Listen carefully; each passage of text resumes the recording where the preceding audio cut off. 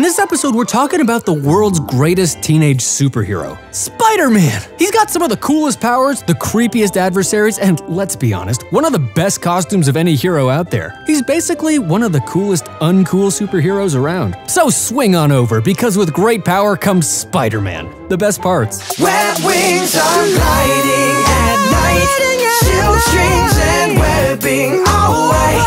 That's how I live that Spidey life. You probably know his origin story. Before Spider-Man was Spider-Man, he was a normal and nerdy teenager named Peter Parker. He often struggled with feeling inadequate. You know, general teenage vibes. Peter's beginnings, not so different from yours or mine, are really what makes him so relatable. We've all felt like Peter at times, which is why his journey into superherodom is so exciting and at times can feel so personal. And even though Peter didn't grow up with his parents, Aunt May and Uncle Ben loved Peter like he was their own. And unlike other superheroes, Peter's motivations are not solely based on loss. Even though the death of his uncle might have motivated him initially, it's the values instilled in him by his Uncle Ben and Aunt May that drive him to be a force for good. Remember, with great power comes great responsibility.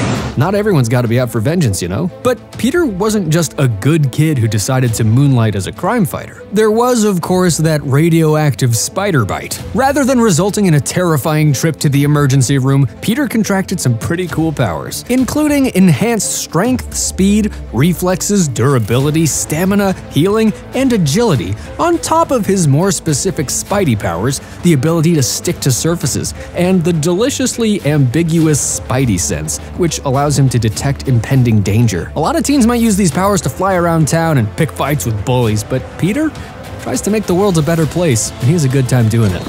Just let me go. That's right. Is that a real knife? Yes, it's a real knife. My weakness. Not a knife. Just let me go. Anything but knife. Yep. Out of all the superheroes, Spider-Man has one of the best senses of humor. Sure, Iron Man, The Flash, and Deadpool are funny, but none of them are reliably silly like Spider-Man.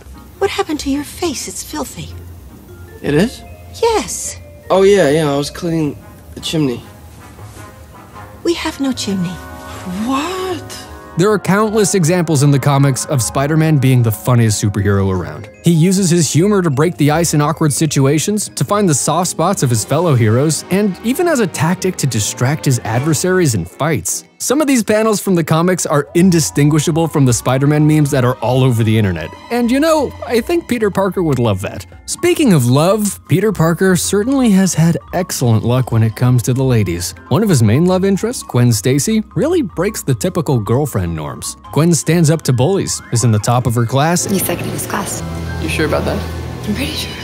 and spends time after school working for one of the foremost genetic researchers in the world. She definitely doesn't need Spider-Man to fight her battles for her. Gwen's character holds up so well, there's a new series of Spidey comics that take place in an alternate reality where she is Spider-Man. Well, Spider-Gwen. But let's not forget about MJ, Mary Jane Watson. This cool redhead is one of the strongest comic book characters out there, for a mortal anyway. She doesn't take guff from anyone, and there's no denying that Mary Jane and Peter were the ultimate comic book couple. And as to which lady is the fan favorite girlfriend, well, I'll let you guys hash that one out in the comments. It's not just Peter's romantic relationships that make Spider-Man great. His relationships with other heroes have made for some amazing comic book moments. The friendship between Deadpool and Spider-Man is a bromance that will go down in history. And considering the fact that Deadpool may be the only other contender for funniest superhero, you may be wondering why the red suit.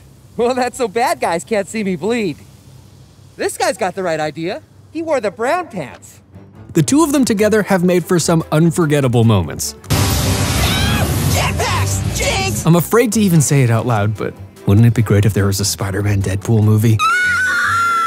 So where does Spider-Man's personality come from? Well, Spider-Man creator and all-around imaginative genius Stan Lee wanted him to be a basically average kid. And actors like Tobey Maguire and Andrew Garfield have done a great job capturing exactly how a superhero can be totally normal and a crime fighter who feels a duty to protect his city. And now with Tom Holland playing Spider-Man in the Marvel Cinematic Universe films, we can't wait to see how a normal kid finds his place fighting with the Avengers. As normal as Peter is, he still fought some pretty hardcore villains. Spider-Man fights plenty of villains that can keep up with him physically, but the most interesting villains are the ones that challenge Spidey intellectually. Villains like the Green Goblin, Dr. Octopus, and the Lizard are all very intelligent, and that intelligence is the source of their powers. Remember when Chameleon brought back Peter's parents, but they were actually just robots? Talk about ruthless. And what makes all those villains scary is this: Spider-Man isn't invincible. Yeah, he can heal quickly and can certainly take a punch,